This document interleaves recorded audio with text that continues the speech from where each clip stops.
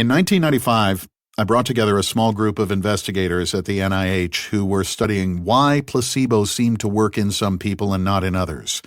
We were interested in understanding why an inert or inactive substance, such as a sugar or salt solution or distilled water with no known pharmacological value, could be effective and how often this happened. The question was popularized in a 1955 article on placebo by Henry Beecher, MD, in the Journal of the American Medical Association. Beecher reported that about one-third of all effects seen in medicine were due to the placebo response. This became medical gospel for decades, even though several studies after that reported an approximate 70% response rate to treatments that were later shown to be inert.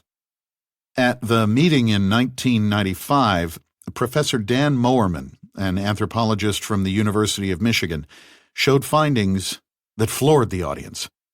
He had collected data from around the world that completely undermined the placebo gospel of Henry Beecher, the belief of most of the medical profession, and my belief that Norma and Bill had each improved for different reasons, one because of suggestibility and belief, and the other because of the treatment.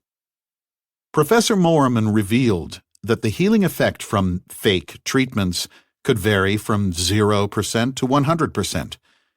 Even for the same disease and the same treatment, depending on the context and cultural meaning in which they were delivered. One review, for example, studied 117 placebo-controlled trials of a drug treatment for stomach ulcers done across multiple countries. These studies showed objectively that the same inert treatment, a sugar pill, had a wide range of effects from country to country.